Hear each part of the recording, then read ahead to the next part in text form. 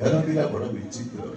ମୋ ସାନ ଭାଇକି ବଞ୍ଚେଇବା ପାଇଁ ତମେ ଅପରାଧୀ ନେଇଗଲ, ତମକୁ ସେଜା ହେଇଗଲା। ଆଉ ସେଇ କଥା ଭାବି ଭାବି ମୋର ଗୋଟେ ଆକ୍ସିଡେଣ୍ଟ ହେଇଗଲା। ଆଉ ସେଇ ଆକ୍ସିଡେଣ୍ଟରେ ମୋର ଦିଟା ଯାକ ଆଖି ମୁଁ ହରେଇଗଲି।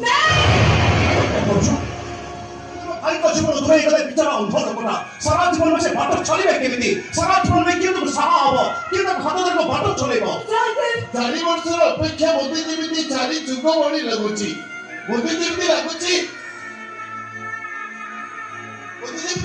ନିଶ୍ୱାସଟା ବନ୍ଦ ହେଇଯିବ। ଏଇ ସାଇନା ତମ ବିନା ଏଇ ଜଗନ୍ନାଥ ମିଶ୍ର ବଞ୍ଚିବା ଅସମ୍ଭବ। ଯଦି ତମେ ତମ ଦୁନିଆକୁ ବଞ୍ଚି ନେଇଯାଅ, ତମ ପାଇଁ ଯଦି ଆମ ଧର୍ମ ନଷ୍ଟ ହଉଛି, ତମେ ତମ ଧର୍ମକୁ ବଞ୍ଚି ନେଇଯାଅ, ସେଇଟା ଆମେ ସୁଖରେ ସଂଚାର କରିବା। କିଛି ବି କୁହନି ତମେ, ଆଉ କିଛି ବି କୁହନି। ତମ ଜୀବନଟା ନଷ୍ଟ ହେଇଗଲା, ତମ ଭବିଷ୍ୟତ ଅନ୍ଧାର ହେଇଗଲା।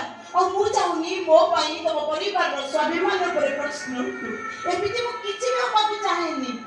ବରଂ ମୁଁ ନିଜ ମନକୁ ବୁଝେଇ ଦେବି, କି ଖୋଜି ଖୋଜି ପାଉନି ତ ମୁଁ ସବୁ କିଛି ପାଇ ହରେଇ ଦେଇଛି। ଏଇଟା ହଉଛି କେବଳ ଗୋଟେ ଭାବ ପ୍ରବଣତା।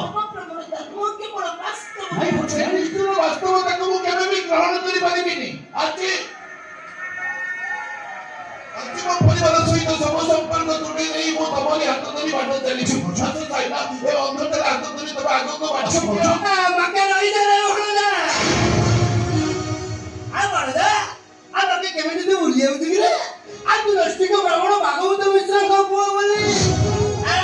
ଭାଗବତ ମିଶ୍ର କହିଲେ ମାକେ ମହାପଣ୍ଡିତ